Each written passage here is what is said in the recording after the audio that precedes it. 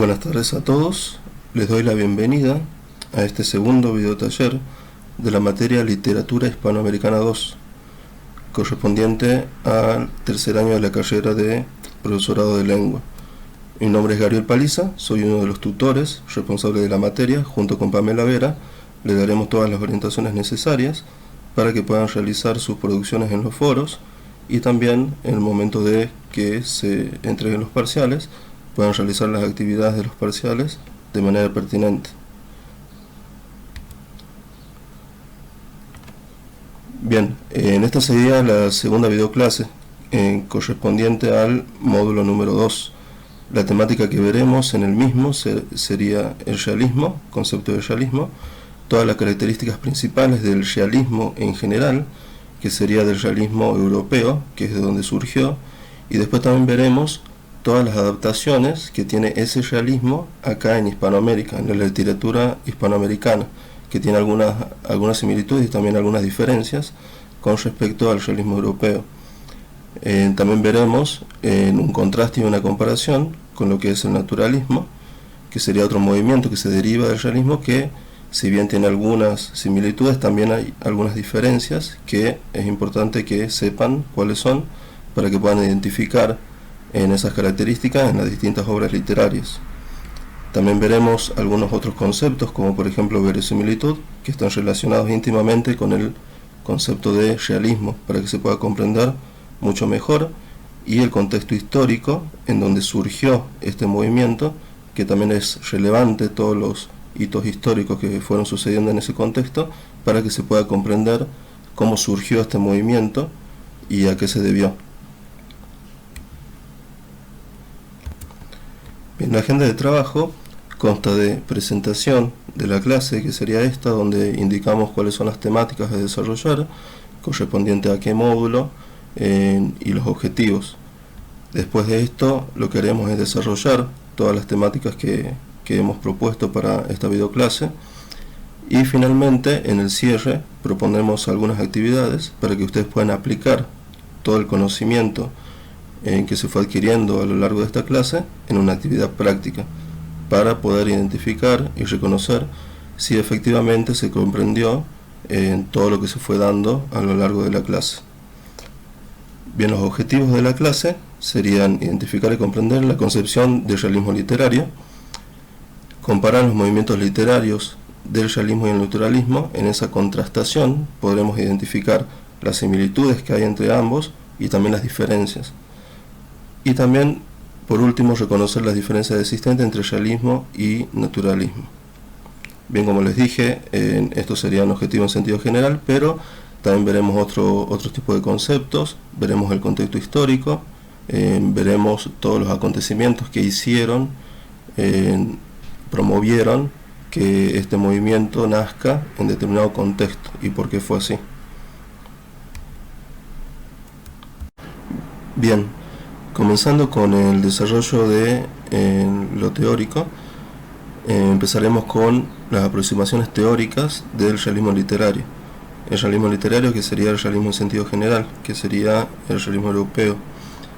¿Por qué decimos aproximaciones teóricas? Porque es demasiado difícil poder brindar un concepto exacto de lo que fue este movimiento, ya que el movimiento se fue desarrollando en distintas regiones a lo largo de todo el mundo, con distintos matices diferentes. Entonces, al haber distintos subtipos, digamos, de realismo, y a la vez dentro de cada país una diversidad de autores, cada uno también distinguiéndose en estilo, hace que el movimiento del realismo sea bastante heterogéneo. Entonces no hay un realismo que se aplique de manera exacta para absolutamente todas las obras que hay. Por eso lo que estaremos brindando serían aproximaciones para que ustedes vayan construyendo lo que sería esta concepción del movimiento realista. Bueno, aquí tenemos algunos ítems que pueden servir de ayuda. Se sustituye lo legendario, intimista y fantástico. Intimista sobre todo en contraposición de lo que sería el movimiento que está anterior, que sería del romanticismo, en donde En el romanticismo se buscaba la vida interior, se buscaba la conexión con la naturaleza y se realizaban las obras siempre teniendo en cuenta esa introspección en el propio yo del artista. Acá sería lo contrario, lo que se buscaría describir sería el mundo real y el mundo exterior, sería lo actual, lo cotidiano, lo natural, en ambientes familiares y sociales, conflictos reales. Eso es muy importante, lo actual, porque el autor realista, para poder desarrollar la obra, realizaba la observación empírica de la realidad actual. No podía ser una realidad pasada o una realidad futura, porque no estaba en posibilidad de que sea observada. Por eso tenía que ser actual, y no solamente actual, sino de su misma región, o sea, de su mismo contexto en donde estaba situado el artista. Los conflictos también deberían ser conflictos reales que sucedían en la vida cotidiana, en la vida social real del contexto donde se encontraba el artista, en ideologías políticas, sociales, religiosas y morales. Eso también es otro factor que influye en la construcción de las producciones literarias del realismo, en la ideología que se tenía en esa época y que tenían los autores también del realismo, ideologías de distintos tipos, ya sean políticas, sociales, también religiosas. La realidad es lo infinito y ofrece superiores bellezas. Esa era una frase que decía Alas Clarín. ¿Por qué lo decía? Para él era el objeto, para el objeto de arte, que sería la realidad, era mucho más profundo y mucho más enriquecedor que hacer literatura con ficción o hacer literatura a partir de la mera imaginación, simplemente. ¿Por qué? Porque él decía que lo real, el tener contacto con lo real, era mucho más complejo, mucho más abarcativo, brindaba un montón de elementos que la sola imaginación no los tenía, porque estaba todo lo que pasaba en la vida real a las manos del autor para que pueda obtener multiplicidad de elementos y poder construir su obra. Entonces eran infinitos los elementos que el autor podía adquirir de la realidad para a partir de ahí construir un mundo ficcional con particularidades del realismo.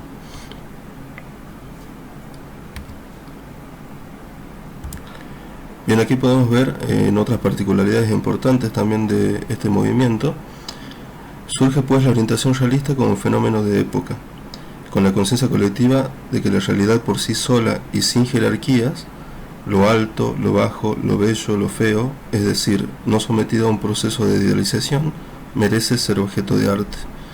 Bien, aquí lo que se buscaba era tener como objeto de arte la realidad cruda, tal cual se la observaba.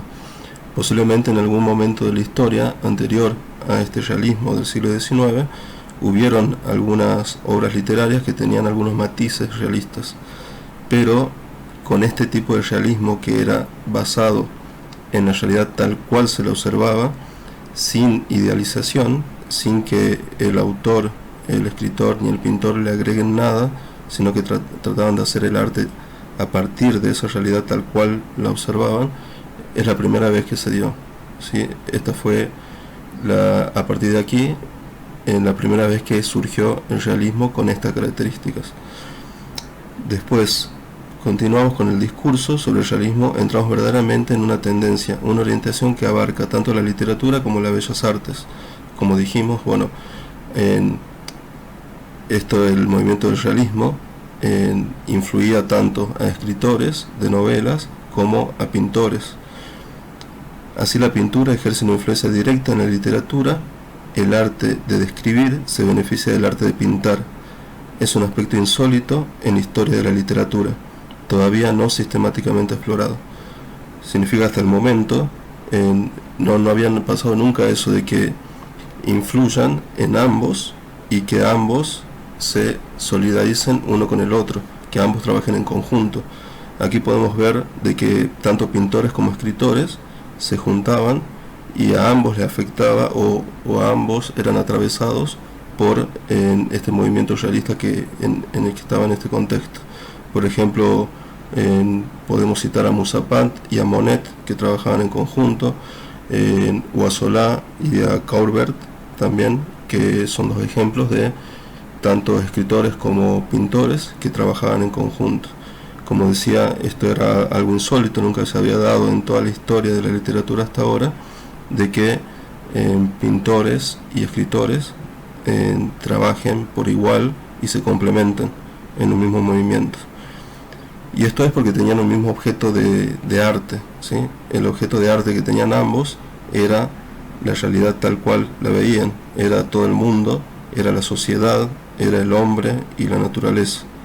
No la naturaleza como era vista desde el romanticismo, que había una conexión intrínseca del yo lírico con lo natural, y a partir de ahí tenía una experiencia que era de introspección y de conexión con la naturaleza y el cosmos, sino que acá era la naturaleza externa observada por medio de los sentidos, de forma empírica, ¿sí? Es una observación de la naturaleza y una conexión con lo natural totalmente diferente a lo que ofrecía el romanticismo.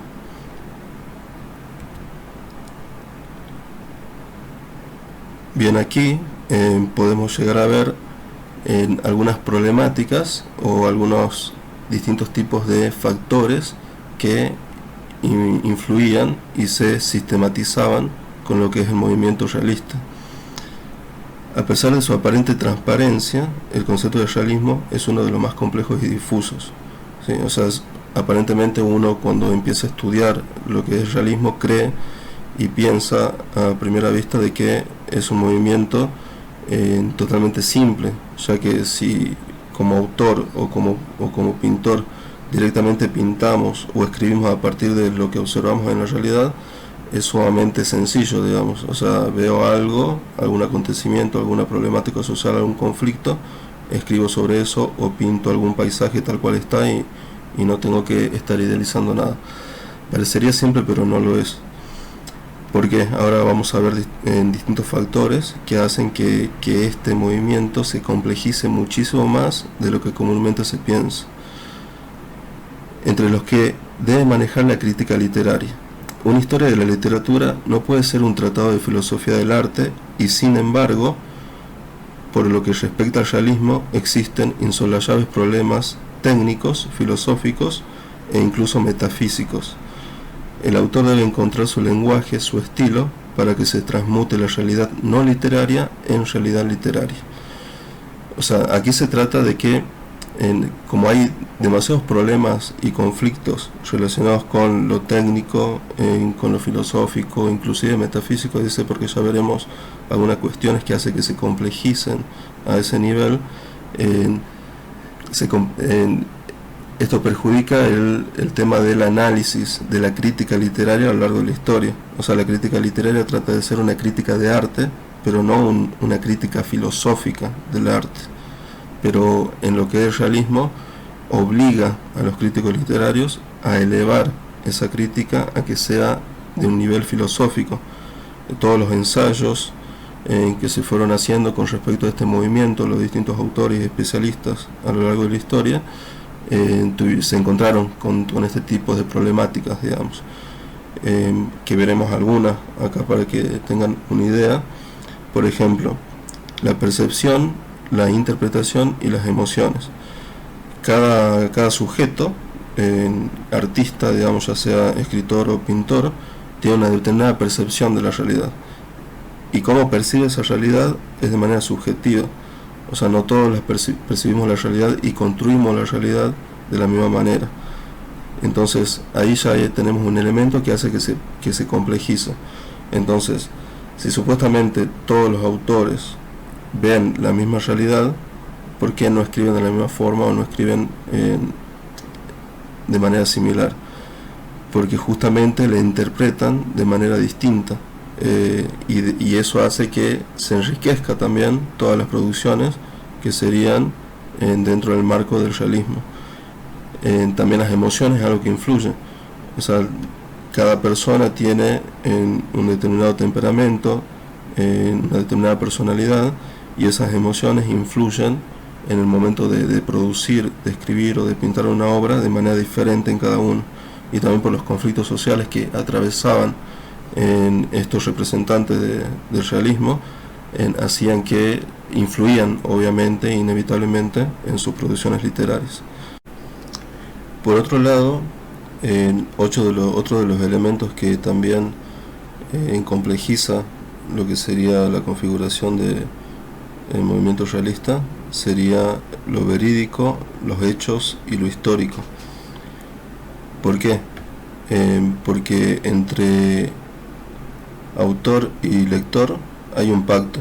En cualquier tipo de obra literaria hay un pacto. El pacto es que cuando yo tengo un libro y veo que es una novela y que está producida por un autor literario, del mismo momento que abro la tapa, el pacto es que yo voy a leer ficción, sea del movimiento literario del que fuere y del género literario del cual sea. Entonces, el hecho de que sea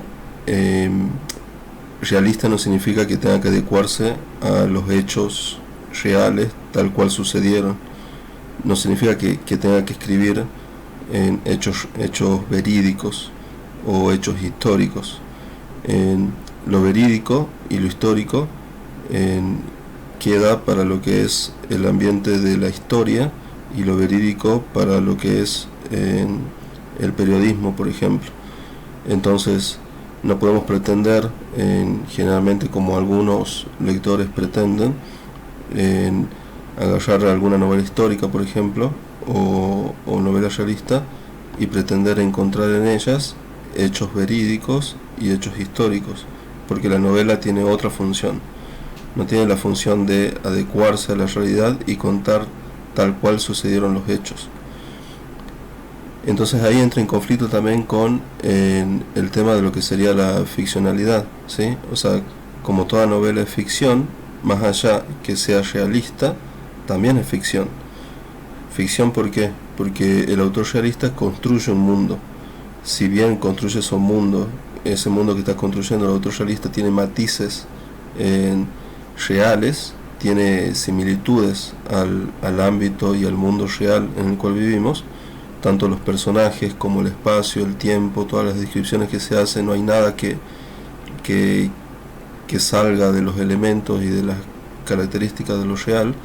Es un mundo construido, ¿sí? Y es un mundo que se construye sobre la base de la ficción, ¿sí? Entonces, al ser ficción, es contrapuesto a lo verídico y a lo histórico, y a la vez aparece el término de la mentira y la verdad. Hay un texto que es muy bueno y seguramente quizás lo trabajemos en alguno de los foros, que es de Vargas Llosa, de la verdad y la mentira, con respecto a la literatura, en donde se explica que no funciona de la misma forma la verdad y la mentira en el ámbito literario que en la vida real, en la vida empírica. En la vida real, siempre cuando uno miente, tiene la intención de convencer a la otra persona que lo que está diciendo que es falso, tiene la intención de persuadirla de esa falsedad, de convencerla de que es real, de que es verdad. Bueno, en ningún texto literario se tiene esa intención. ¿Por qué? Porque ya está el pacto. El pacto de ficción está en que uno, al agarrar una obra literaria, ya sabe que lo que va a leer es ficción, sin importar el género al cual pertenezca y el movimiento al cual pertenezca. Entonces, a causa de eso, el autor literario no está mintiendo. O sea, si bien no es verídico y no sucedió de verdad, no está mintiendo porque está construyendo un mundo ficcional con personajes ficcionales. Entonces no tiene como intención esa, sino que la intención es brindar ficción, proveer ficción a través de ese discurso. Y la verdad funciona de otra manera.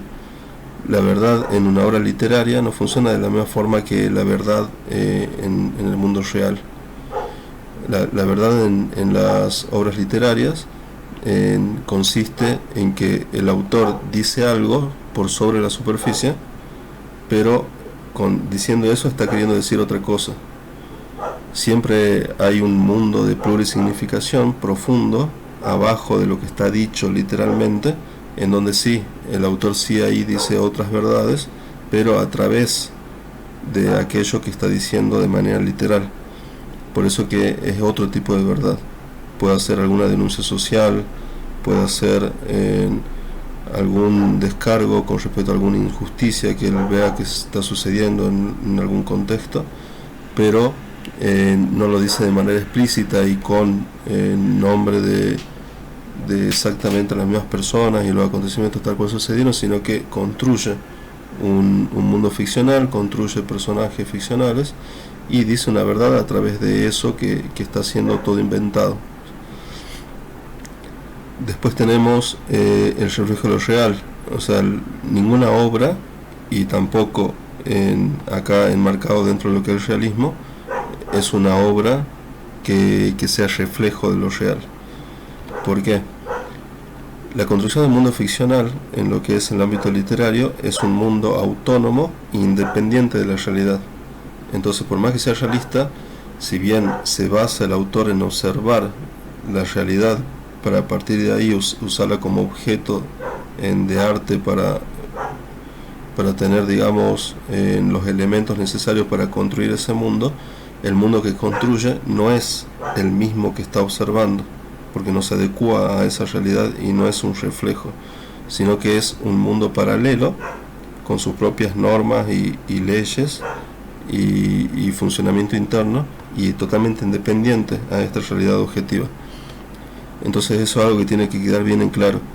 El reflejo de cualquier cosa, tenemos en el concepto de reflejo, es que hay un objeto que es el objeto, el original, y el reflejo es simplemente como un destello de luz de ese objeto real, ya sea en un espejo, en un vidrio, en donde sea que se refleje el objeto, es simplemente una visualización de ese objeto real, y tenemos que si el objeto real ese no existe, el otro tampoco, porque simplemente es un reflejo.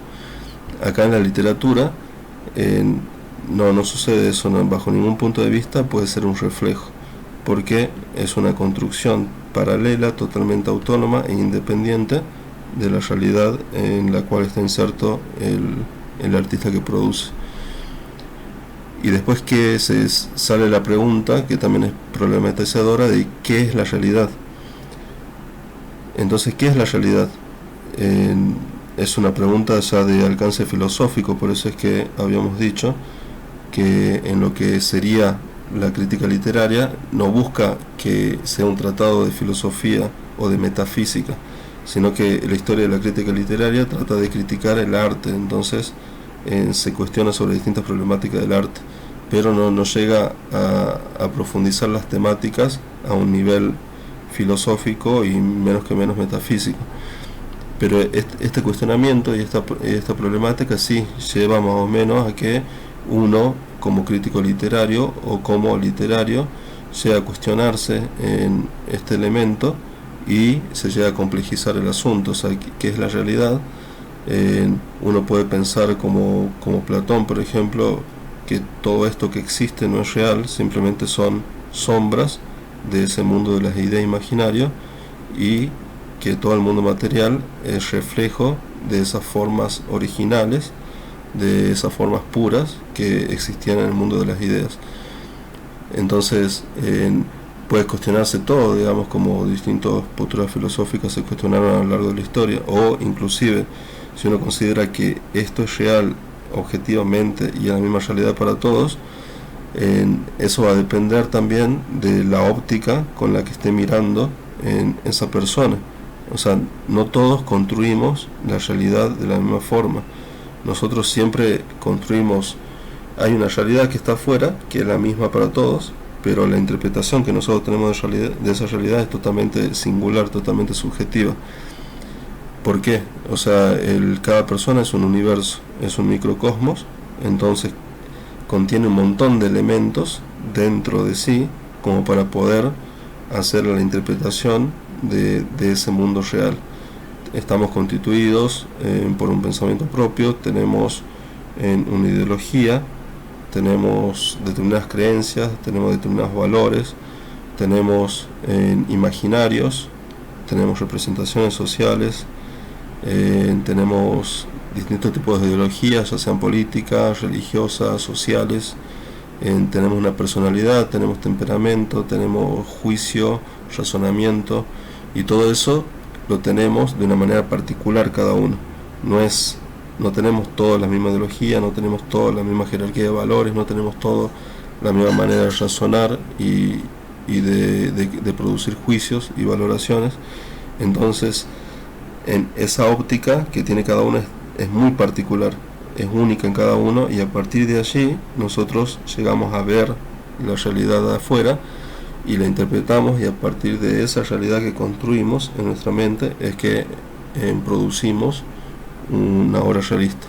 Y es lo que le sucede a todos los autores realistas: siempre construyen en base a la observación de la realidad, pero observan la realidad, la interpretan y en realidad construyen en base a esa interpretación, a esa construcción de la realidad, no de la realidad en sí misma, sino de la construcción, porque no somos capaces de conocer la realidad de manera objetivamente pura, sino que la conocemos desde un determinado punto de vista, de una determinada subjetividad, pues somos sujetos en un espacio y en un tiempo determinado con nuestras características particulares, y eso hace que cada obra tenga un estilo propio y también tenga una singularidad propia y tenga una perspectiva propia de esa realidad, y todas son distintas.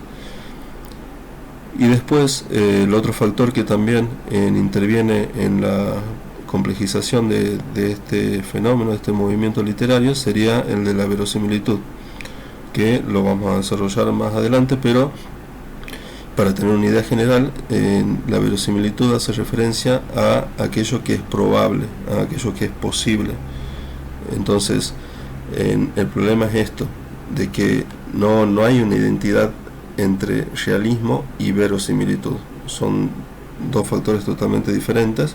Si bien toda obra realista tiene que ser verosímil, no significa que verosimilitud y realismo significan exactamente lo mismo.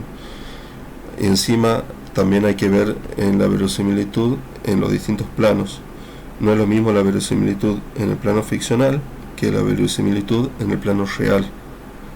O sea, no es lo mismo en el plano realista que en el plano real. Y plano realista y real son dos planos totalmente diferentes. El realismo pertenece al plano de la ficción y el plano real es el mundo empírico, el mundo objetivo en el cual todos vivimos. Entonces esa diferencia también hay que tenerla en cuenta cuando pasamos a analizar el movimiento realista. Bien, continuando con estas primeras aproximaciones con respecto a la construcción de lo que sería una concepción del realismo, tenemos el siguiente texto donde tiene varios elementos que podemos rescatar para poder seguir construyendo nuestra propia concepción del realismo. El realismo es la concepción del arte y de la literatura que tiene como objetivo la representación, no la reproducción ni el reflejo, como pudo decirse sin pensar bien en el sentido de la palabra, de la realidad, es decir, del hombre y de la sociedad contemporáneos. Bien, acá tenemos varios elementos importantes. Primero, hay que quedar bien claro que no solamente las obras que pertenecen al realismo, sino cualquier tipo de obra, de cualquier género y de cualquier movimiento literario, no es nunca reproducción ni copia, ni tampoco es un reflejo, ni de la realidad, ni del contexto sociocultural, ni del pensamiento del autor, ni de algún hecho histórico. O sea, nunca es copia de nada, digamos. Siempre es representación, es la presentación de algo nuevo, la construcción de algo nuevo a través de las palabras o a través de las figuras o las imágenes, en el caso de las bellas artes, de la pintura. Entonces, nunca se hace una nueva copia, que sería reproducción, que sería copia de la realidad, eso no es, ni tampoco un simple reflejo. Como dijimos, reflejo tengo que tener un objeto, algo que sea el original, y el reflejo es simplemente lo que se refleja en algún objeto, digamos. Puede ser un espejo, puede ser un un cristal o el agua, sería la reflexión de ese objeto, simplemente una imagen que queda reflejada por medio de algún elemento que permita que ese objeto se refleje.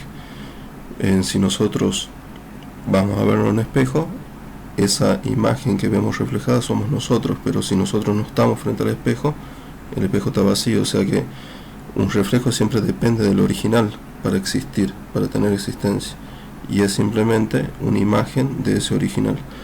Y en ese sentido no podemos decir que la literatura venga a ser solamente una imagen de, en este caso del realismo, del original que sería la realidad, sino que constituye una realidad diferente, una realidad literaria y diferente e independiente a la realidad empírica. Eso lo repito siempre para que quede bien en claro que son dos mundos diferentes paralelos, autónomos, independientes, y cada uno representa una realidad diferente de distinta especie. Después, ¿por qué es importante lo de sociedad contemporánea? Porque justamente el autor en realista observaba todo el contexto, la sociedad, las personas y la naturaleza que estaba en su mismo contexto de vivencias, digamos. O sea, no puede observar de manera empírica, como lo hacían los autores realistas, el pasado, ni tampoco puede observar el futuro. Puede estudiar el pasado a través de los libros que se dejaron de todos los acontecimientos que sucedieron, y puede imaginarse un futuro, pero no puede observarlo. Sí o sí tiene que ser el presente, tiene que ser sociedad contemporánea, y no solamente contemporáneo, sino que tiene que ser el contexto en el cual está inserto él mismo, o sea, en su mismo lugar en el cual está viviendo. Por más que sea contemporáneo, si es un autor francés, no puede observar lo que sucede en Argentina o en México, por ejemplo. Tendría que estar situado ahí para poder observar en ese contexto social. Entonces es importante que lo que es tiempo y espacio esté situado en ese momento para realizar la observación de ese objeto de arte, y a partir de ahí obtener los elementos necesarios para hacer literatura. Después, continuando, tenemos el novelista y el pintor realistas rechazan la imaginación como agente activo de construcción literaria o pictórica, pero pintan los ensueños y las fantasías de sus personajes, porque la imaginación y los sueños son una realidad. Los personajes pueden ser románticos, Emma Bovary, pero la representación de su romanticismo quiere ser meramente realista, aunque a menudo sea mucho más expresado los deseos del autor. Entonces, ¿qué quiere decir esto? Acá tenemos otros elementos para rescatar también con respecto al realismo. Dice que rechaza la imaginación como agente activo de la construcción literaria o pictórica en el caso de los pintores. Esto lo pueden encontrar en distintos ensayos o distintos artículos referidos a lo que es el realismo, pero yo refuto esto porque supuestamente siempre se dice que un autor realista rechaza la imaginación porque se dedica a observar directamente la realidad. Ese sería su objeto de arte, entonces no necesita imaginar nada porque ya la está viendo. Ya está viendo la realidad y ya tiene todo a mano para poder producir su obra.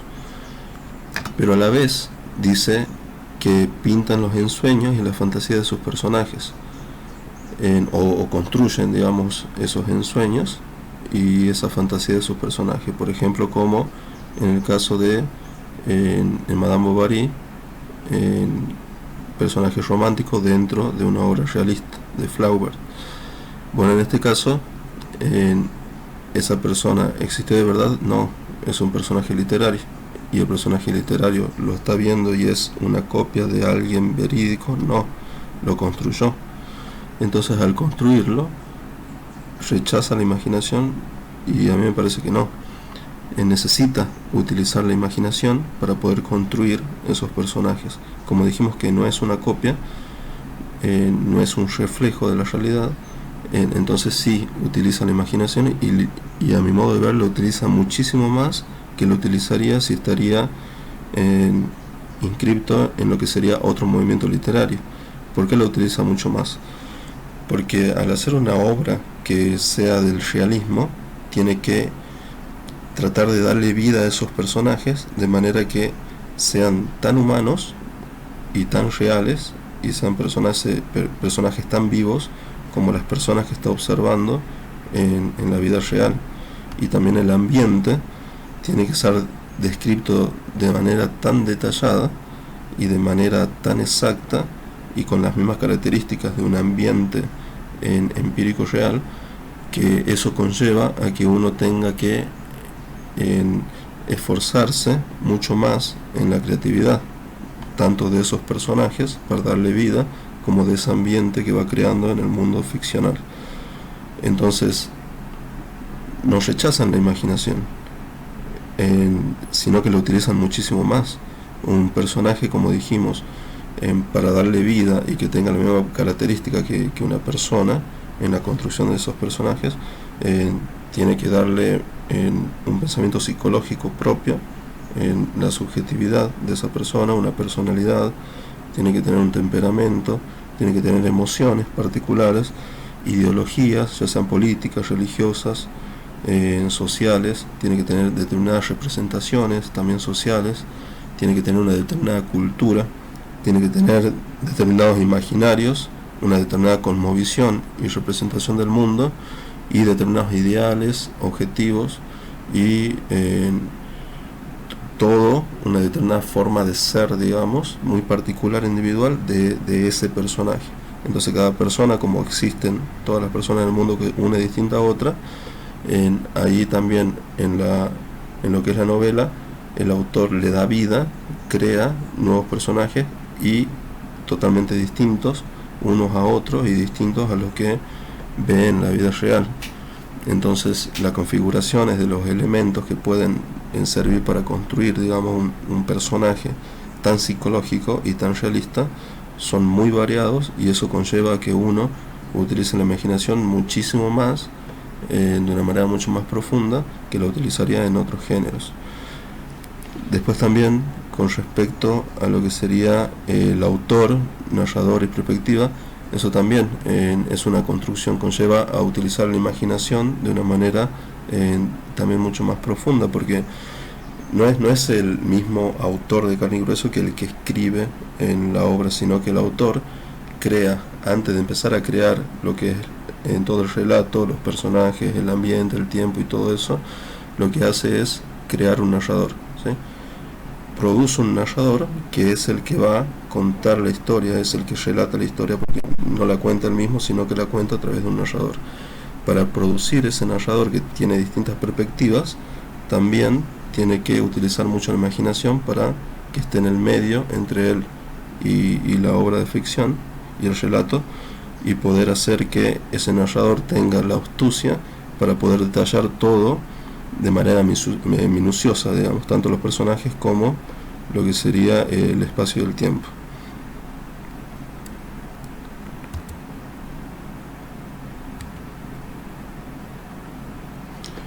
Bien, ahora continuando con lo que sería el contexto histórico, que también es bastante importante conocerlo y conocer todos los hechos que sucedieron en ese momento y que dieron surgimiento a lo que sería el realismo. Porque ¿por qué nos sirve conocer todo esto? Porque le proveemos de sentido, digamos, a lo que sería la constitución específica de lo que sería ese movimiento, ¿sí? O sea, ningún movimiento literario a lo largo de la historia surgió de la nada, digamos, desconectado de lo que sería su contexto histórico. El contexto histórico es muy importante, todos los hechos sociales, políticos, religiosos, económicos que fueron sucediendo en lo que sería cada contexto histórico es lo que produjo y lo que promovió el surgimiento de cada movimiento literario a lo largo de toda la historia. Siempre hay una conexión íntima y totalmente de causa y efecto entre lo que es el surgimiento de determinado movimiento literario con sus características particulares dentro de cada contexto histórico. Y en este caso no es ajeno a eso tampoco. Entonces, empezamos con lo que sería la revolución industrial, ¿sí? Los avances tecnológicos de la época contribuyó a que surja y aparezca el capitalismo como régimen económico general y el liberalismo económico. Eso a la vez produjo distintos tipos de conflictos sociales en lo que sería entre la clase burguesa y la clase obrera. Después tenemos lo que sería el socialismo, que se deriva del manifiesto comunista que produjeron Marx y Engels en esa época, y qué relación tiene lo que sería el socialismo específicamente con el surgimiento del realismo. Ustedes saben que pasamos desde el anterior movimiento, que sería el romanticismo, en donde se focalizaba en la vida interior de cada personaje, en la vida interior del mismo artista, y hacía una introspección hacia la vida interna, y también tenía en cuenta mucho lo que era la individualidad, ¿sí? O sea, era un movimiento literario que se focalizaba en la individualidad de cada uno. Entonces yo hacía arte sin importar lo que había en el exterior, sin importar la vida de las demás personas, a partir de mi propia vida interior y vida íntima. A partir de ahí producía arte, digamos.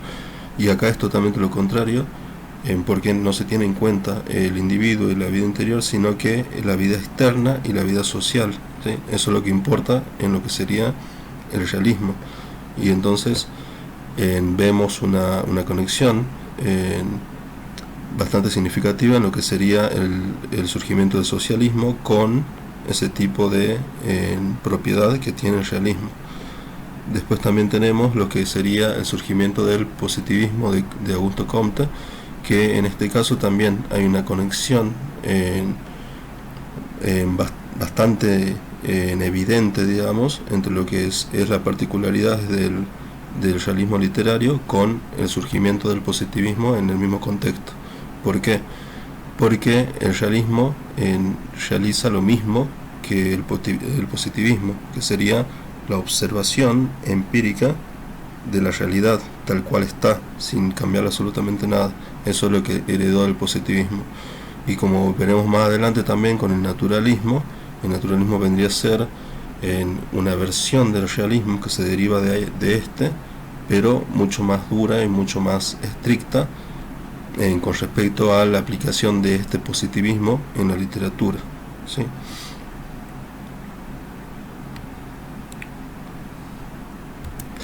Bien, ahora continuando con lo que sería el realismo, pero ya enmarcado en este contexto, en Hispanoamérica o en Latinoamérica, pasaremos a ver algunas particularidades que tiene el realismo en esta región. Como dijimos al comienzo, nosotros estábamos brindando las características y los lineamientos teóricos con respecto al realismo en sentido general, al realismo puro y al realismo originario que surgió en Europa. Pero ese realismo, al venir, digamos, a influenciar la producción literaria de los autores de Latinoamérica, fue sufriendo modificaciones, porque obviamente el contexto sociocultural, político y económico de Hispanoamérica era muy diferente al de Europa. Por ejemplo, en lo que es el periodo de colonización y después el proceso de independización de esa colonización, y la intolerancia religiosa que había también en ese momento. Eso hace que el contexto de ir de esta región, de cada país a su manera, a su ritmo, vaya generando un proceso de independización de las colonias que venían de los países que venían a colonizar acá distintas regiones en América, hace que la situación social sea muy diferente a la de Europa. Entonces tenemos influencia e imitación de lo que sería el realismo europeo. Obviamente, como los artistas aún no había una literatura constituida aquí en lo que sería toda Latinoamérica, no les queda otro remedio a aquellos que querían realizar obras literarias, imitar los movimientos de aquel mundo que venía a colonizar aquí. Y una vez que ya estaba independizado, también quedaron registros de lo que serían las obras y los movimientos de allá, que impactó acá en cada autor en literario a lo largo de toda Latinoamérica. Entonces, sí o sí, eso se debió a que en el proceso de colonización no se permitía que se traigan obras literarias y que los aborígenes del lugar lean obras literarias, porque se tenía miedo de que las obras literarias lleguen a abrir la creatividad, la libertad mental, y llegasen a producir algún tipo de revolución frente a la colonización, frente al proceso de colonización. Entonces se trataba de evitar todo ese tipo de obras, de ese tipo de libros, como se trató de evitar siempre en todo proceso de este tipo, digamos, en donde en un contexto social hay un dictador o alguien que está imponiendo determinadas reglas y normas en una sociedad. Evita ese tipo de obras, ese tipo de libros, porque toda la literatura siempre es contestataria, la literatura siempre hace denuncias sociales, genera libertades humanas, genera ese deseo de emancipación. Entonces son peligrosas para que una sociedad que está bajo un determinado régimen de aculturación, digamos, pueda leerlas, digamos. Entonces siempre se evitaba eso. Entonces no había digamos, literatura propia acá, obviamente, porque, o en todo caso, había una literatura que era producida por las culturas autóctonas de acá, pero que no era en el mismo estilo de literatura que se hacía en Europa. Entonces, cuando los autores empezaron a querer producir en literatura en lengua española y similar a la que se hacía en Europa, tenían que imitarlos. También había un desequilibrio económico, conflictos sociales a causa de lo que sería el proceso de la revolución industrial, la capitalización, o sea, el capitalismo, digamos, como régimen económico. Entonces, de esa forma, los conflictos entre la clase burguesa y la clase obrera, los distintos trabajos, los distintos tipos de problemáticas referido a eso, generaba un desequilibrio económico y distintos conflictos sociales, que a la vez eso eran temáticas y elementos para producir obras en lo que sería tanto realismo como romanticismo, porque algo muy particular e importante que se dio acá en lo que sería Latinoamérica, Hispanoamérica, es que el movimiento romántico sucedió y se fue produciendo a la par, de manera simultánea, con el movimiento realista, muy diferente a lo que sucedió en Europa. En Europa era primero el movimiento romántico, y el movimiento realista surgió en contraposición al romántico, porque tienen un montón de cosas que están contrapuestas: la vida interior, la vida exterior, el individualismo, el socialismo. Tenemos esa conexión con la naturaleza como una conexión espiritual. Aquí tenemos lo real, o sea, la conexión, la observación de la naturaleza, pero de una perspectiva empírica. Entonces está contrapuesto totalmente a los ideales del romanticismo. El realismo es totalmente lo contrario, digamos. Pero aquí, en lo que sería en Hispanoamérica, sucedieron los dos a la misma vez, por todo lo que vimos. O sea, al tener un contexto sociocultural y político totalmente diferente, y al estar construyéndose cada uno como nación, digamos, en todas estas regiones, cada uno a su ritmo, independizándose de las colonias, tenían distintos tipos de conflictos, y el romanticismo también trataba sobre esos conflictos. Eso es lo que tenían en común. O sea, tenían el mismo objeto. Los conflictos sociales, económicos, religiosos eran el objeto de arte de estos dos movimientos. Entonces cada artista elegía enmarcarse en el romanticismo, en el realismo, simultáneamente en el mismo momento histórico, para realizar sus obras literarias. Después la vida cotidiana, las costumbres, ferrocarril, teatro, industria, todo eso eran también temáticas, al igual que los conflictos sociales, que utilizaban los autores realistas para producir sus obras. Y algo también importante para rescatar es que los trabajadores urbanos de la ciudad y obreros, digamos, de las industrias, de las empresas, y también los campesinos de la zona rural, Ambos eran vistos como héroes, era el paradigma, el modelo nuevo de héroe que había en esta época, es el trabajador, la persona real que trabajaba todos los días, se levantaba temprano para ir durante varias horas, sacrificarse y realizar un esfuerzo, ganarse el dinero para llegar al hogar y poder brindar todo el sustento económico a la familia. ¿Sí? Ese es el modelo de héroe, un héroe totalmente común y corriente, pero que cumple con su labor todos los días. Dentro del realismo era nuestro paradigma de héroe. Ahora continuamos con las características. Bien, hay algunas características que ya las dijimos, pero vamos a ir repasando todas para ver alguna característica que nos haya quedado en claro o que la hayamos pasado de largo. Surge un tipo de novela en la que se analiza minuciosamente las motivaciones de los personajes y de las costumbres. Sí, bueno, eso ya lo vimos. Personajes, costumbres, vida cotidiana, vida laboral, vida familiar, eso era el objeto que se analizaba minuciosamente para producir en las distintas obras.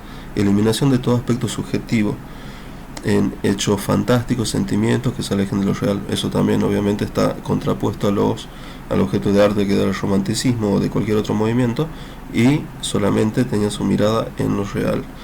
Análisis riguroso de la realidad. El escritor nos ofrece un relato riguroso de lo que está observando. Bien, esto por favor ténganlo bien en cuenta, de no confundir que el analizar rigurosamente la realidad no significa que voy a producir un relato basado exactamente en esa realidad, al estilo de una obra histórica o al estilo de yo me refiero a un manual de historia o al estilo de un artículo periodístico, por ejemplo, porque no se trata de eso. Al decir que analiza rigurosamente la realidad que está observando, es justamente para que ese objeto de arte que lo está analizando minuciosamente le sirva para sacar todos los elementos necesarios, toda la riqueza necesaria de esa observación, de esa realidad, y producir y construir su mundo ficticio con matices reales. A eso se refiere, no se refiere a que estoy observando minuciosamente la realidad para después describir tal cual esa realidad y los sucesos que están sucediendo a la manera de que escribe un periodista y realiza una noticia, digamos, en que es verídica y que está escribiendo tal cual los hechos que está observando. Así no funciona el realismo, y eso tiene que quedar bien en claro cuando se trata el tema de la observación de la realidad. Después, los problemas de la existencia humana componen el tema fundamental de la novela realista. Bueno, eso ya lo dijimos. Esa es la consecuencia de sumo interés para la descripción del carácter, temperamento y conducta de los personajes, ¿sí? Estos son algunos de los elementos que, como habíamos dicho: carácter, temperamento, conducta, personalidad, psicología, emociones, ideologías, representaciones, cosmovisión del mundo, todo eso, todos son muchísimos los elementos que el autor realista utiliza para darle vida a cada uno de los personajes. El novelista denuncia los defectos y males que afectan a la sociedad, cada uno según su muestra de lo que considera un mal social. Obviamente, esto va a depender de la subjetividad de cada artista, según el artista que considera que es injusto y que no, y que considera que es un mal social y que no, digamos, o que considera como un defecto en la sociedad. Para cada persona, sin ser artista, hay división de opiniones, digamos. No para todos lo que consideran injusto el mismo objeto, digamos, o el mismo hecho. Para algunos un hecho es injusto y para otra persona el mismo hecho no lo es. Entonces, de esa manera, cada autor también tiene su propia subjetividad y juzga y denuncia según esa posición en la que observa la realidad de su contexto.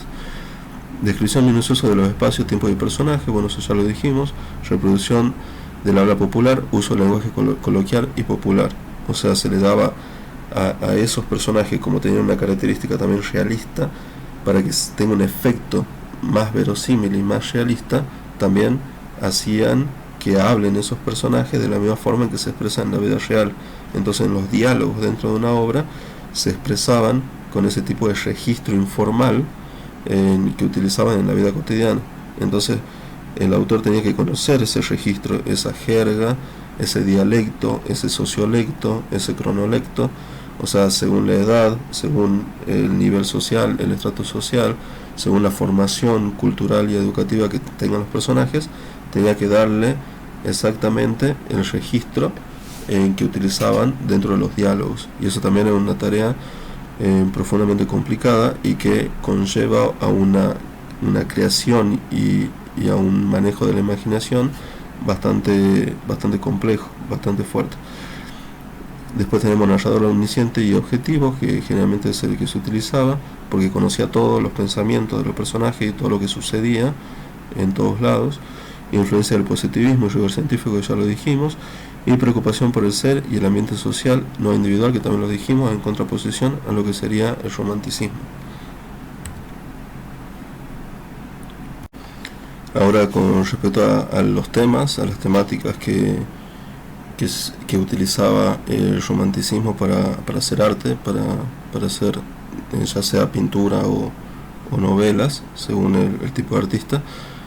Tenemos vida cotidiana del trabajador, deberes cívicos y domésticos. Bueno, no era solamente la vida que tenía en el trabajo, la vida laboral del obrero, ya sea en el campo o en la ciudad, sino también los deberes cívicos, o sea, la relación, el tipo de sociabilización que tenía con las demás personas, las normas de convivencia y cómo se comportaba, digamos, en el contexto social, fuera del trabajo, digamos, y dentro de la sociedad, y también dentro del hogar, ¿sí? Con sus labores domésticas. También eso era objeto de lo que sería objeto de arte para el artista realista. O sea que tenía en cuenta toda la vida de la persona, ya sea en el ámbito laboral, en el ámbito familiar dentro de casa, en el ámbito social, dentro de la sociedad. O sea, todo, absolutamente todo lo que observaba, digamos, en la sociedad era para él objeto de arte. Por eso es que Alas Clarín dice que la realidad es infinita, justamente por eso. O sea, tenemos constantemente, salimos nosotros a realizar nuestras labores, nuestro trabajo, socializamos con personas, durante toda nuestra rutina diaria tenemos distintas conexiones, distintas experiencias y vamos viendo distintas situaciones que son diferentes de un día a otro. Entonces nunca acaba, digamos, en ese océano infinito de elementos que nos provee la realidad para poder producir arte, digamos. Después tenemos injusticias sociales, manifestaciones, conflictos, discriminación, bueno, eso ya lo habíamos visto. Hábitos, valores, cultura, costumbres, vida familiar, intimidad, eso también se veía, como dijimos, la vida familiar, y dentro de la familia distintos conflictos sociales y problemas sociales que no eran vistos antes por ningún movimiento, sino ya llegamos al ámbito de intimidad, ya sea de pareja o de familia, distintos conflictos dentro de la intimidad, y no había tabúes para poder tratar esos temas. Se trataba cualquier tipo de temática, tanto social como de la vida íntima de cada persona o familia. Aparece la figura del antihéroe, no solamente del héroe, sino como, por ejemplo, personificado en un amante y en la prostituta, vistos ambos de manera negativa por la sociedad, eran denunciados por la sociedad. O sea, no era bien visto en un hombre o una mujer que era infiel a su correspondiente pareja, y tampoco era bien visto el trabajo de la prostituta, digamos. Después tenemos muerte, entierro, suicidio, asesinato. Estas temáticas eran vistas de manera totalmente habitual y natural, ¿sí? como un hecho que sucede en la vida de cualquier persona, de manera totalmente normal. No era visto como en otros movimientos, como en lo que sería el movimiento fantástico, por ejemplo, agarraban este tipo de temas y se lo enfocaba de otra forma, digamos. Acá era visto como algo que a cualquier persona le pasaba. A cualquier persona se le puede morir, fallecer un ser querido, un ser cercano o lejano, algún conocido, un compañero de trabajo. Habían personas que se suicidaban, como ahora y como siempre sucedió. Hay personas que también asesinan, como sucede ahora también en nuestra sociedad y como también sucedía en ese momento. Entonces eran temáticas totalmente habituales. O sea, ese tipo de sucesos sucedían de manera normal, y el autor las tomaba y de esa forma hacía arte a través de estas temáticas enfocadas como objetivas, como realidad. Desacraliza las cuestiones religiosas, a diferencia de lo que sería el medioevo. Aquí, por ejemplo, o otros también, otros artistas en otros momentos de la historia, aquí las cuestiones religiosas eran vistas también como un elemento más de la cultura, nada más. O sea, si se trataba de un tema religioso, no había una impronta o una ideología que esté subyacendo, digamos, en esa obra, que esté también dando algún tipo de mensaje religioso, sino que dentro de la obra, en la religiosidad, era un elemento cultural más, aparte de todos los otros. Aire libre, meriendas campestres, reuniones, playa, hipódromo, ferrocarril, estaciones, industria, todo, como dijimos, los ambientes, los espacios para poder observar y poder producir arte a partir de esos espacios eran infinitos, eran todo lo que existían en ese contexto sociocultural de la época. Después tenemos lo que es la novela americana moderna, entre 1940 y 1945. Esta novela americana moderna podría decirse que como que parecería que está dentro del realismo, pero en realidad está dentro del mismo contexto histórico y tiene matices realistas. Hay algunas diferencias, digamos, porque trata de emanciparse de lo que sería el realismo y también el romanticismo, donde también adquiere algunos matices, porque tiene de ambas, tiene en algunos elementos, pero trata de ser algo diferente. Trata de ya buscar una autonomía y buscar un perfil propio, ¿sí? Una independencia de lo que serían las primeras obras. Entonces tenemos la novela americana moderna y tenemos 4 subgéneros, digamos, dentro de esta novela. La novela de la naturaleza, por ejemplo, Doña Bárbara; la novela política, por ejemplo, La sombra del caudillo. La novela de la naturaleza trataba temáticas que se focalizaban en un contexto natural, en donde la naturaleza acechaba o le presentaba distintas problemáticas a las personas que se encontraban en la naturaleza, de manera que las personas tenían que hacer un sobreesfuerzo para poder sobrevivir frente a los distintos problemas y conflictos en que le proveía ese contexto natural, digamos, sobre todo en ambientes rurales. En la política trataba sobre distintas cuestiones y conflictos políticos y revoluciones, que era muy común en este contexto histórico, de que haya revoluciones sociales en los distintos espacios a lo largo de toda Latinoamérica. Justamente, como dijimos, por el hecho de que tenemos el proceso de colonización y de independización, en donde en cada país, cada región buscaba emanciparse de ese régimen, digamos, y aparte de otros regímenes que también sucedieron luego y que fueron sucediendo en distintos lugares, distintas revoluciones. Después la novela del dictador, también referida a un determinado régimen sociopolítico en donde había un dictador. El artista que vivió bajo ese régimen también utilizaba este contexto y esos elementos como para poder hacer arte, digamos, hacer una obra de arte o una novela.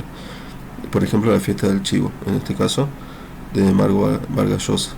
Y después tenemos la novela social, que sería la novela indigenista, así que trataba los distintos tipos de conflictos y problemas y discriminaciones hacia este tipo de estrato social, ¿sí? Hasta este tipo de comunidad, digamos, dentro de la sociedad, como por ejemplo Ave sin nido. Bien, aquí llegamos al concepto de verosimilitud.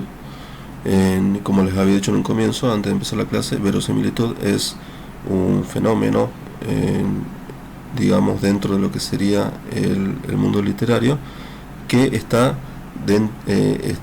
atravesando todos los movimientos literarios. No solamente pertenece al realismo, como mal se interpreta muchas veces, que una obra realista tiene que ser verosímil solamente porque supuestamente está adecuada a lo que es la realidad objetiva que está observando, sino que en realidad la verosimilitud va a depender de una lógica interna de la obra literaria y va a estar dentro de todos los géneros literarios y de todos los tipos de movimientos literarios. No es propia solamente del realismo.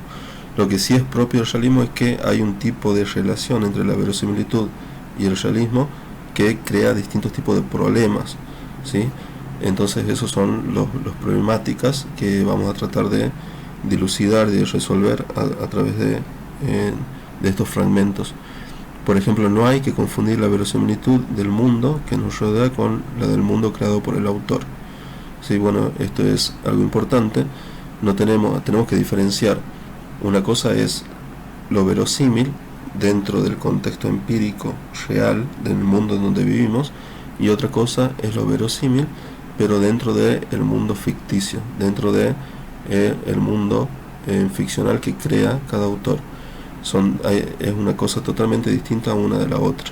No es lo mismo en aquello que es probable que suceda en este mundo con aquello que es probable que suceda, por ejemplo, en un mundo fantástico o en un mundo de ciencia ficción, ¿sí? Creado por algún autor. O sea, para darles un ejemplo, por ejemplo, con lo que sería los superhéroes, por ejemplo Superman, dentro de ese mundo creado por el autor, porque también la ficcionalidad está en el séptimo arte o está en la literatura, e inclusive la literatura provee también los elementos para que determinada obra llegue a ser producida en el ambiente cinematográfico y sigue siendo arte igual, aunque sea audiovisual. Podemos dar ese ejemplo. O sea, tenemos Superman, que es totalmente normal que pueda volar, que pueda levantar rocas demasiado pesadas, y dentro de las leyes de ese escenario ficticio creado, es verosímil, digamos.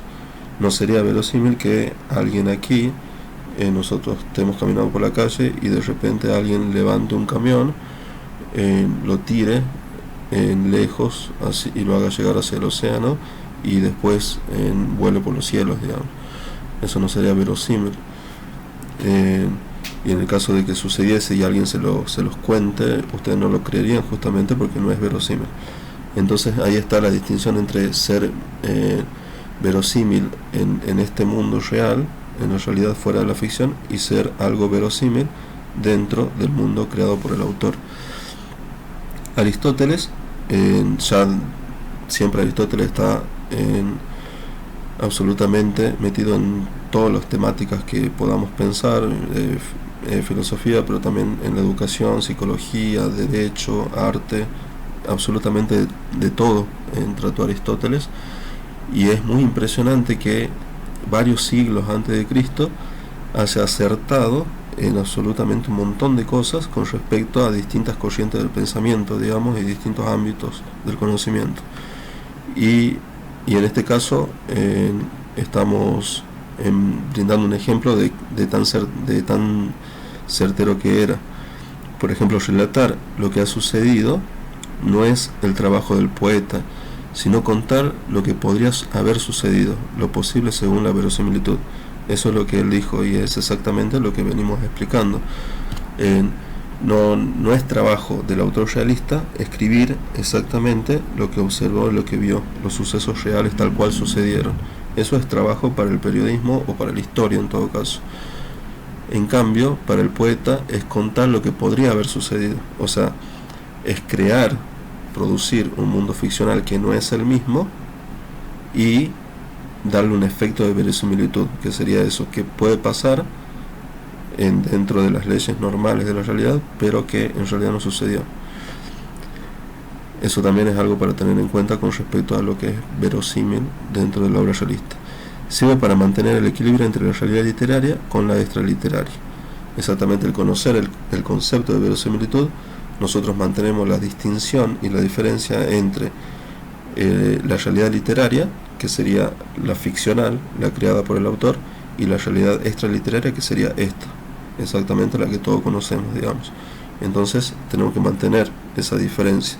Cuando abrimos un libro, que sabemos que es ficción, y nos inmiscuimos en ese libro, tenemos que saber que al empezar a leer esa obra ya estamos fuera de las reglas de este mundo real y nos metemos en ese pacto de ficción, en un mundo ficcional, bajo las reglas que el autor nos propone según la trama de la que trata. Entonces siempre remite a la lógica interna de la obra, la verosimilitud que sería relacionada con la literatura. Eso tenemos que tener en cuenta. Y después la novela no es histórica ni es mentira, sino que es ficción y es verosímil. Entonces, como dijimos, no hacemos historia, no se hace historia a aquellos que producen obras literarias, ni tampoco están mintiendo, como habíamos dicho en las filminas anteriores. No se miente porque no se intenta persuadir de algo falso al autor. Esto no es falso, es ficción, ¿sí? Y hay un pacto entre el autor y el lector que sabe que todo autor literario produce ficción. Entonces no quiere persuadirlo de ningún elemento falso, sino que le está dando algo construido y que el lector sabe que es así y lo consume de esa forma. Entonces no hay mentira en ese caso. Por lo tanto, lo imposible en el mundo real puede ser admisible dentro de la lógica interna de la obra de ficción. Sí, como dimos el ejemplo hace rato. Pueden haber cosas que sean verosímil aquí en esta vida, pero que no hayan sucedido. Por ejemplo, como cuando alguien da la excusa sobre algo, profe, llegué tarde al examen porque tuve que llevar a mi hijo al médico. Es verosímil. Obviamente, cuando alguien da la excusa sobre llegar tarde a un trabajo o llegar tarde a un examen, dice o la verdad o algo verosímil.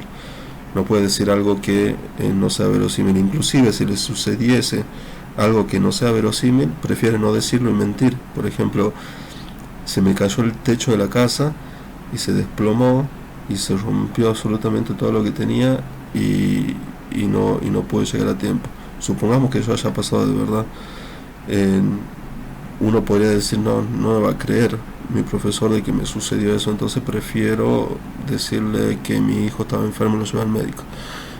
Un ejemplo para darle así, o sea, seguramente le sucedieron algunas cosas en su vida que no fueron verosímiles, entonces por ahí quizás llegaron a mentir, porque al no ser verosímil prefieren decir algo que sea mucho más creíble. Entonces suceden así, o sea, en la vida real hay cosas que son verosímiles pero que no sucedieron o no son efectivamente reales, y hay cosas que no son verosímiles pero que son efectivamente reales y verídicas, ¿sí? Entonces ahí vemos la distinción entre lo que es verosímil y lo que es real, lo cual no es lo mismo, y en el ambiente que sería ficcional sucede de la misma forma que en el ambiente real. No es lo mismo el realismo que la verosimilitud. Hay una relación muy íntima entre ambos fenómenos, pero no son lo mismo. Bien, ahora ya más o menos ya terminando lo que sería este video taller, la última temática que nos corresponde desarrollar sería con respecto al naturalismo. El naturalismo se deriva de lo que es el realismo, vendría a ser un subtipo del realismo, digamos, porque tiene en base las mismas características, los mismos matices y los mismos fundamentos que el realismo, pero vendría a ser como un realismo más determinado, más crudo y más fuerte, digamos. Ahora vamos a entender por qué. Se deriva del realismo y tiene gran influencia del positivismo. O sea, el realismo también tiene influencia del positivismo por el tema de la observación de la realidad, pero en este caso el naturalismo llega más lejos que lo que es el realismo común. ¿Por qué? Porque utiliza lo que sería el método de observación que utiliza el positivismo, sería el método experiencial. De esa manera, al utilizar ese método, utiliza la observación, utiliza también lo que es hipótesis para poder comprobar por qué las personas actúan de determinada forma bajo distintos conflictos sociales o bajo distintos problemáticas o forma de vida, bajo distintas influencias, ya sean por la pobreza o por enfermedades o por distintos tipos de dolencias de los sectores más marginales de la sociedad, porque el naturalismo, a diferencia del realismo, se dedica a eso, a tener como objeto de estudio específicamente aquellos personajes de la vida real y social que son los más marginados, los más dolidos, los más sufrientes de toda la sociedad. Por eso es que le decía que es más crudo y más duro no solamente porque también tiene un positivismo más arraigado, y más fuerte y más duro al basarse en el método experimental, sino también porque el objeto que tiene de personajes dentro de la sociedad también es hacia estos sectores sociales más vulnerables, más marginados y que atraviesan muchísimas más problemáticas, que no son los obreros, por ejemplo, del campo de la ciudad, que son gente trabajadora. Aquí tenemos, por ejemplo, otras características. Intenta descubrir las leyes que rigen el comportamiento humano. ¿Y cómo lo hace? A través del método, ¿sí? A través de la observación, a través de la experimentación, a través de la hipótesis, a través de los distintos elementos y modo de proceder científico.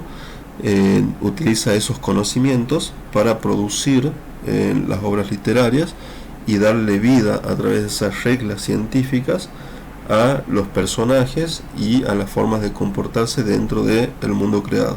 O sea, en el mundo ficticio que creó el artista naturalista está bajo las leyes y bajo los paradigmas de este paradigma científico que sería el positivismo, ¿sí? De manera muy fuerte, digamos. Por ejemplo, tenemos lo que es el determinismo biológico o el determinismo sociológico o social. Eso también se utiliza para dar vida a los personajes de la obra. ¿Qué es lo que dice el determinismo biológico? El determinismo biológico fundamenta de que toda persona está determinada a actuar y pensar y a tener un destino determinado, digamos, un determinado destino según los genes que tenga. Ese sería el determinismo biológico. Y entonces el naturalista, cuando utiliza el determinismo para producir algún personaje, lo hace respetando ese tipo de teoría. Y el determinismo social sería similar, nada más que no vendría a ser a través de los genes que esa persona está determinada a su pensar, actuar, proceder y todo eso, sino que está determinada por las reglas y normas sociales y valores que impone la sociedad, normas de convivencia, normativas sociales y todos los valores culturales, políticos y sociales que una determinada sociedad impone, sería de esta forma, a los individuos y hace que de esta manera se encuentren limitados y determinados a actuar de otra forma y a no tener demasiado libertad de pensamiento y de acción, digamos. Eso también es algo que se utiliza cuando se producen en la configuración de cada personaje dentro de lo que sería el movimiento del naturalismo. No confundirlo con la novela de la naturaleza. Por ejemplo, bueno, esto ya lo habíamos dicho hace rato, acá hay otro ejemplo, Vorágine de Rivera, en que no hay que confundir con el naturalismo y la novela de la naturaleza, ¿sí? Este es el naturalismo, que es lo que estamos desarrollando ahora, y la novela de la naturaleza es aquella que construye un mundo ficcional donde la naturaleza asedia o crea distintos tipos de conflictos y problemas a las personas que están viviendo en el campo, en un ambiente totalmente natural, y tiene que tratar de sobrellevar y sobrevivir aún con todos esos atrajeos y problemas que tiene en ese ámbito natural. Esto es totalmente diferente. El naturalismo no tiene que ver con la naturaleza propiamente dicha, sino que tiene que ver con el hecho de que sea muy directo, muy crudo y duro en el hecho de construir ese mundo con esos personajes que sean de la marginalidad, con un positivismo muy fuerte, inclusive utilizando los conceptos de determinismo biológico y social. Representan a sus personajes en condiciones externas de pobreza y marginación. Describen los ambientes más bajos y sórdidos, que es lo que habíamos dicho anteriormente. Le interesa describir cómo influye un medio hostil y la vida adversa en los personajes. Bien, eso también ya lo dijimos recién. Ahora pasamos a ver las diferencias que tienen el naturalismo y el realismo. Obviamente, seguramente si hacemos un estudio más profundo hay más diferencias y similitudes, pero veamos estas que vendrían a ser dentro de todo las más significativas. Los dos son objetivos, ¿sí? Ya dijimos, porque observan la realidad tal cual es y a partir de ahí lo utilizan como objeto de arte.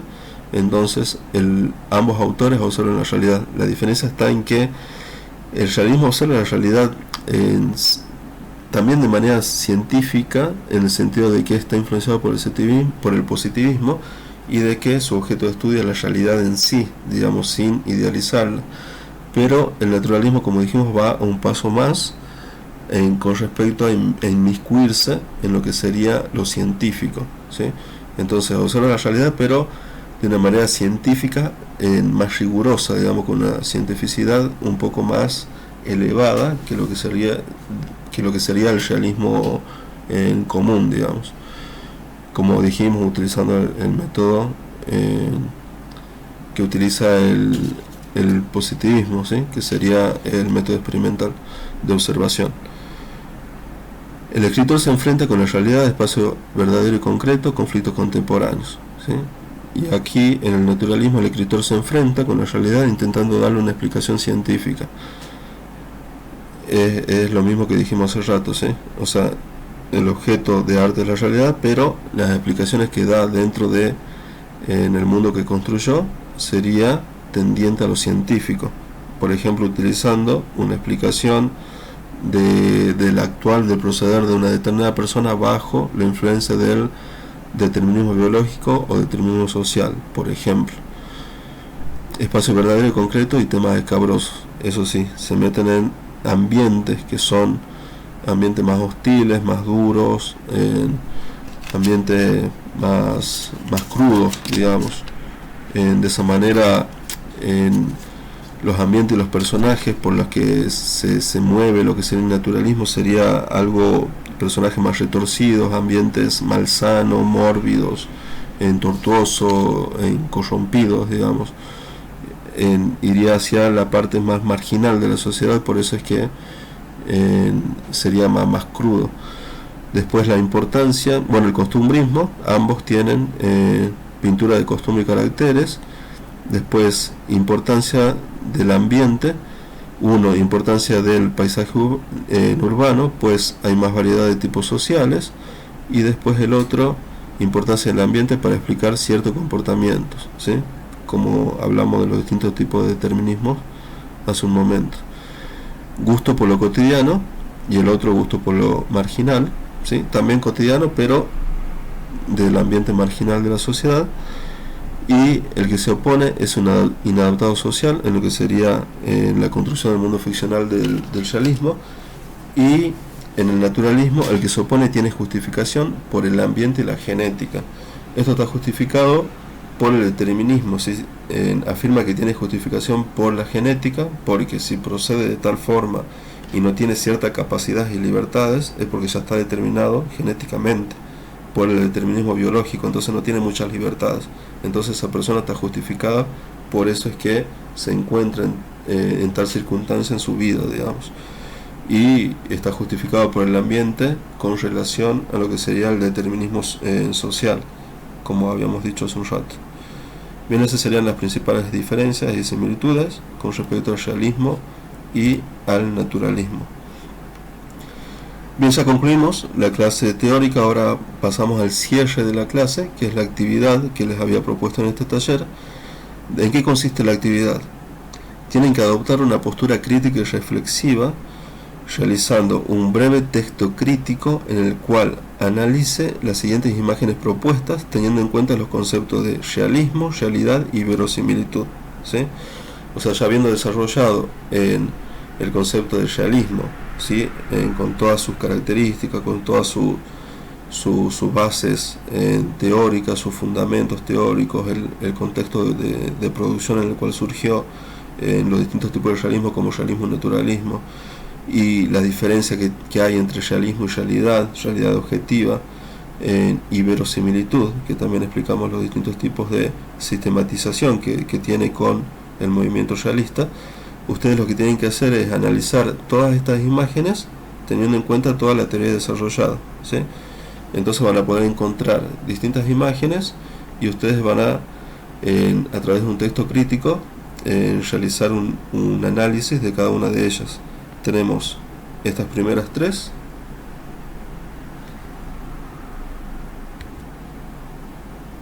y después estas otras 6, digamos.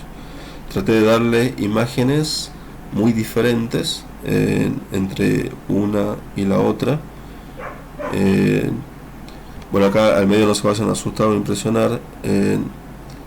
Les explico, la chica es contorsionista, por eso está en esa posición, no es nadie que esté muerto, quebrado o algo por el estilo. Entonces traté de darle distintos tipos de imágenes para que, de distintos tipos de índoles, digamos, para que ustedes puedan enriquecer el análisis y puedan identificar si realmente comprendieron todos los conceptos desarrollados a lo largo de toda la clase, ¿sí? Cuando ya tengan listas estas actividades, van a poder realizar la participación a través de la plataforma. Bien, y bueno, ya sin molestarlos más y sin quitarle más tiempo a todos ustedes, damos por concluida lo que sería este video taller. Espero que todos los lineamientos teóricos que se fueron desarrollando con respecto al realismo, al naturalismo, a la verosimilitud y a todos los matices y características particulares que tiene este movimiento, que es bastante complejo y que hace falta reconocerlo para no tener confusiones, las confusiones convencionales que tiene cualquier lector que no tiene un conocimiento profundo de la lengua, y que ustedes no son ese tipo de lectores, sino que se están formando para ser un tipo de lector especializado en lo que sería la literatura. Espero que les haya servido a todos, y cualquier duda que haya quedado la pueden hacer por plataforma, no hay ningún problema. Estoy para resolver las dudas que se les puedan ir surgiendo a lo largo del cursado de la carrera. Les deseo una excelente semana y que tengan buenas tardes. Hasta luego.